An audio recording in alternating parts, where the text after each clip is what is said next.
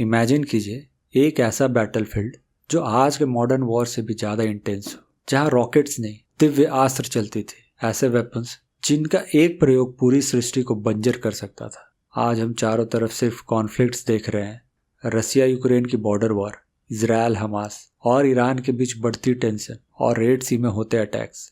Global powers अपने nuclear Arsenal's बढ़ा रहे हैं, लेकिन सबसे बड़ा सवाल ये है, अगर न्यूक्स लॉन्च हो गए तो क्या उन्हें रिवर्स करने का कोई मैकेनिज्म है? मॉडर्न साइंस के पास लॉन्च का बटन तो है, पर अंडू का नहीं। इसका जवाब हमारे भारत के पौराणिक ग्रंथों में छुपा है। जैसे कि आप सब मेरे पंचलाइन से वाकिफ होंगे, दैट इज भारत का रहने वाला हूँ, इसलिए भारत की बात सुनाता हूँ। तो आज बात करेंगे, क्या दुनिया एक महायुद्ध की तरफ बढ़ रही है और कैसे हमारा पास्ट हमारे फ्यूचर को बचा सकता है। जब हम पौराणिक युग की बात करते हैं तो सबसे पहले नाम आता भगवान परशुराम का। वो एक वॉरियर नहीं, एक वॉरियर सेज थे। उनके पास था भार्गवास्त्र। शास्त्रों में लिखा है कि भार्गवास्त्र एक Inferno of fiery energy create करता था, जो सूरज से भी ज्यादा चमकदार और विनाशकारी था। ये बिल्कुल एक न्यूक्लियर ब्लास्ट की डिस्क्रिप्शन लगती है। परशुराम ने ये अस्त्र तभी चलाया जब धर्म खतरे में था, पर उन्होंने इसे कभी मास डिस्ट्रक्शन के लिए यूज नहीं किया। क्यों? क्योंकि इस अस्त्र को इन्वोक करने के लिए एक मोरल वॉ लेनी पड़ती थी। Power without ethical discipline destructive होती है। अगर चलाने वाले की मोरल स्टैंडिंग क्लियर ना हो तो ये वेपन वेल्डर को भी भस्म कर देता था। आज के लीडर्स के लिए सीख यही है, वेपन्स ऑफ मास डिस्ट्रक्शन उन्हीं के हाथ में होना चाहिए जो ऋषि जैसा संयम रखते हो, ना कि उनके जो ईगो में जीते हैं। रावण को हम अक्सर सिर्फ एक विलन मानते हैं, पर स्क्रिप्चर उसे एक मास्टर साइंटिस्ट और स्कॉलर्स दिखाते हैं। फैक्ट ये है, रावण के पास वरुणास्त्र, अग्न्यास्त्र और ब्रह्मास्त्र जैसे हाई इम्पैक्ट अस्त्र थे, पर उसने कभी पूरी धरती को डिस्ट्रॉय करने के लिए इन्हें यूज नहीं किया। क्यों? क्योंकि रावण अकाउंटेबिलिटी समझता था। वो जानता था कि अगर उसे अर्थ डिस्ट्रॉइंग वेपन्स यूज किए तो जिस लंका का वो राजा है वो भी नहीं बचेगी। उसका एरोगेंस उसका डाउनफॉल था, पर उसकी साइंटिफिक इंटेलिजेंस ये जानती थी पावर का शो ऑफ डिटरेंस के लिए होता है, सुसाइड के लिए नहीं। रावण का एग्जाम्पल हमें बताता है कि कितनी एडवांस क्यों ना हो जाए कोई देश, अगर वो इन्वायरमेंट और सृष्टि की अकाउंटेबिलिटी नहीं लेता तो उसकी सारी टेक्नोलॉजी बेकार है। जब हम रामायण में पुष्पक विमान की बात करते हैं तो लोग इसे सिर्फ एक कहानी समझते हैं, पर ये एक कॉन्सेप्चुअल ब्रेक थ्रू था। If you can imagine it clearly you can engineer it someday. Pushpak विमान ऑटोनोमस था और मल्टी डायरेक्शनल मूवमेंट कर सकता था। हमारे एंसेस्टर ने तब ग्रेविटी को चैलेंज करने की कोशिश की जब दुनिया के पास पहिए भी ठीक से नहीं थे। दैट मीन्स विल का कोई कॉन्सेप्ट नहीं आया था। अगर उन्होंने सिर्फ इमेजिनेशन से विमान सोच लिया तो आज एडवांस मटेरियल्स और एआई के होते हुए हम फ्यूचरिस्टिक एयरक्राफ्ट क्यों नहीं बना सकते? लिमिट सिर्फ हमारे सोच की है। सोचिए, पुष्पक विमान की सबसे बड़ी फीचर ये थी कि उसमें जितने भी लोग बैठे हमेशा एक सीट खाली रहती थी। तो इस पर एक मॉडर्न इंजीनियर ने पूछा, सर अगर इसमें हमेशा एक सीट खाली रहती है तो क्या मैं अपने सारे रिलेटिव्स, पड़ोसी और उनके कुत्ते बिल्लियों को भी बैठा सकता हूँ? रावण ने हंसते हुए कहा, बिल्कुल, पर एक कंडीशन है। ये विमान तभी उड़ता है जब माइंड क्लियर हो। अगर तुम्हारे किसी एक रिश्तेदार ने बीच रास्ते में पूछा, भैया माइलेज क्या देती है या समोसा मिलेगा क्या, तो ये विमान वही हवा में बफर करने लगेगी। जोक सपाट, आगे बढ़ते हैं। आज हम इजराइल के आयरन डोम और रसिया के S-400 की तारीफ करते हैं, पर यह टेक्नोलॉजी भारत के लिए नई नहीं है।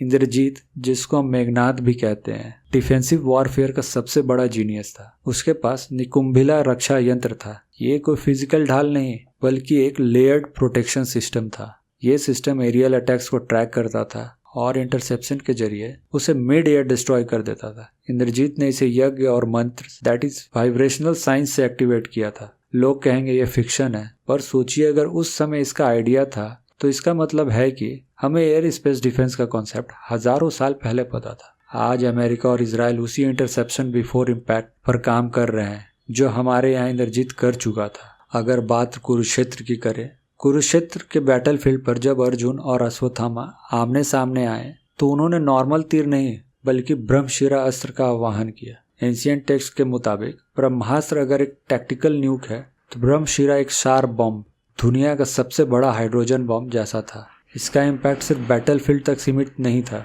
ये सृष्टि के फैब्रिक को फाड़ सकता था। कहा जाता है कि जहां ये अस्त्र गिरता वहां 12 साल तक न बारिश होती ना घास उगती। ये बिल्कुल वैसा ही है जिसे आज के साइंटिस्ट न्यूक्लियर विंटर कहते हैं, जहाँ रेडिएशन की वजह से पूरी क्लाइमेट साइकिल तबाह हो जाती है। जैसे ही दोनों अस्त्र एक्टिवेट हुए, पूरी सृष्टि कांपने लगी। तब महर्षि वेद व्यास और नारद मुनि बीच में प्रकट हुए। उन्होंने कोई फिजिकल ढाल नहीं लगाई, बल्कि एक स्ट्रैटेजिक कमांड दी। उन्होंने कहा कि ये युद्ध दो वॉरियर्स के बीच है, सृष्टि के खिलाफ नहीं, कि ऐसा कोई वेपन नहीं चलाया जा सकता जो लड़ने वाले और मासूम जीव के बीच फर्क खत्म कर दे। सोचिए, वेद व्यास ने दोनों से कहा, चलो दोनों अपने अपने अस्त्र वापस ले लो, वरना सृष्टि खत्म हो जाएगी। अर्जुन ने तुरंत अंधु बटन दबाया और मंत्र पढ़कर अपना अस्त्र वापस ले लिया। वो एक प्रो यूजर थे। अब आई अश्वत्थामा की बारी। अश्वत्थामा ने अस्त्र सेंड तो कर दिया था, पर उन्हें डिलीट फॉर एवरीवन करने नहीं आता था। उन्होंने ब्रह्मास्त्र की कोचिंग तो ली थी, पर विड्रॉल क्लास में शायद वो बंक मार रहे थे। अश्वत्थामा पैनिक कर गए। उन्होंने वेद व्यास से कहा, गुरुजी मैंने मैसेज तो सेंड कर दिया, पर अब अनसेंड का ऑप्शन नहीं आ रहा है। नेटवर्क एरर है क्या? वेद व्यास ने गुस्से से कहा, बेटा ये मैनुअल वेपन है, डिजिटल नहीं। अगर वापस नहीं ले सकते तो इसका टारगेट बदलो। अश्वत्थामा ने डरते डरते अपना अस्त्र अभिमन्यु की पत्नी उत्तरा के गर्भ की तरफ मोड़ दिया। अश्वत्थामा का लॉजिक वैसा ही था जैसे आजकल के लोग गलती से गलत ग्रुप में मैसेज भेज देते हैं और फिर डिलीट करने की जगह कहते हैं, सॉरी फोन हैंग कर गया था। जोक सपाट। मोरल यहाँ ये है, दुनिया में दो तरह के लोग होते हैं, एक जो वेपन चलाकर उसे कंट्रोल कर सके, और दूसरे वो जो बिना यूजर मैनुअल पढ़े न्यूक्लियर बटन दबा देते हैं। हमेशा मैनुअल पूरा पढ़ें, चाहे वो वॉशिंग मशीन हो या ब्रह्मास्त्र। हिरोशिमा ने दिखाया कि इंसान कितना गिर सकता है, और कुरुक्षेत्र ने दिखाया कि ऋषियों ने हमें कितने ऊपर उठाया था। भारत का नो फर्स्ट यूज पॉलिसी कोई कमजोरी नहीं, बल्कि वेद व्यास की वही लेगेसी है जो हमें विश्व गुरु बनाती है। अर्जुन महान इसलिए नहीं थे कि वो दुनिया तबाह कर सकते थे, बल्कि इसलिए महान थे क्योंकि उनके पास कंप्लीट कमांड लुक था, एक्टिवेशन, गाइडेंस और सबसे इंपॉर्टेंट कैंसलेशन। आज की मिसाइल्स टारगेट लॉक करती है, पर रिकॉल सिस्टम नॉन एग्जिस्टेंट है। इमेजिन कीजिए अगर मॉडर्न इंडिया ऐसी कैपेबिलिटी डेवलप कर ले कि हम मिसाइल्स लॉन्च करें, दुश्मन पैनिक हो जाए और फिर हम उसे मिड एयर अबॉर्ट कर दें। ये ब्लास्ट से बड़ी साइकोलॉजिकल डिटरेंस होगी। दुश्मन को समझ आ जाएगा कि इंडिया इम्पल्सिव नहीं, कैलकुलेटिव है। हम बटन दिखाते नहीं, कंट्रोल रखते हैं। जब जुलाई 16, 1945 को ट्रिनिटी टेस्ट हुआ, ओपेनहाइमर ने वहां की भयानक रोशनी देखकर गीता का अध्याय 11 श्लोक 12 याद किया। अगर हजारों सूरज एक साथ आसमान में चमके तो शायद वो उस परमेश्वर के तेज के बराबर। ओपेनहाइमर ने गीता से पावर और कॉन्सिक्वेंस सीखा। हमने सिर्फ श्लोक रटे और धूप बत्ती की। उन्होंने गीता को as a manual of existence पढ़ा, हमने उसे as a book of miracles पढ़ा। मिरेकल से मोटिवेशंस मिलती है, पर मैनुअल से टेक्नोलॉजी बनती है। Niels Bohr and Werner Heisenberg, quantum physics के बाप, ने भी माना था कि उनके कॉन्सेप्ट वेदांतिक फिलॉसफी से मिलते जुलते हैं। हमारे यहाँ शक्ति और शिवा का कॉन्सेप्ट वही है जो E=mc² कहता है। हमने शक्ति की पूजा तो की, पर उसकी फ्रीक्वेंसी और मैथमेटिक्स को डिकोड करना छोड़ दिया। अब इमेजिन कीजिए, एक इंडियन इंजीनियर और एक वेस्टर्न साइंटिस्ट एक पुराने मंदिर की दीवार पर बनी पुष्पक विमान की पेंटिंग देख रहे हैं। इंडियन इंजीनियर आंखें बंद करके हाथ जोड़कर, वाह क्या महान संस्कृति थी हमारी, जय हो पुष्पक विमान की, और प्रसाद चढ़ाता है। वहीं वेस्टर्न साइंटिस्ट मैग्नीफाइंग ग्लास लेकर, वेट ये विंग का एंगल 35 डिग्री क्यों है, और ये एग्जॉस्ट का सिर्फ ऐसा क्यों है, क्या ये एंटी ग्रेविटी फ्लूइड यूज कर रहे हैं? अब इंडियन इंजीनियर उसे कहता है, अरे भाई ये सब छोड़ो, आरती लो, दिमाग मत लगाओ। ट्विस्ट यहाँ ये है, अगले साल वही वेस्टर्न साइंटिस्ट एक नया ड्रोन लॉन्च करता है जिसका डिजाइन वही होता जो मंदिर की दीवार पर था, और हम वही ड्रोन फॉरेन इंपोर्ट करके उस पर नींबू मिर्ची लटकाते हैं। हमने पुष्पक विमान की फोटो तो अपने ड्राइंग रूम में लगाई, पर उसका एरोडायनामिक वही मंदिर की दीवार पर धूल खा रहा है। हम आइडिया के मालिक हैं, पर पेटेंट दुश्मन के पास। आज का बैटलफील्ड कुरुक्षेत्र नहीं, हमारी लैब्स और कोडिंग स्क्रीन है। हमें पुष्पक विमान के रूइंस नहीं ढूंढने, हमें उसके कॉन्सेप्ट्स को हाइपरसोनिक एयरक्राफ्ट में कन्वर्ट करना है।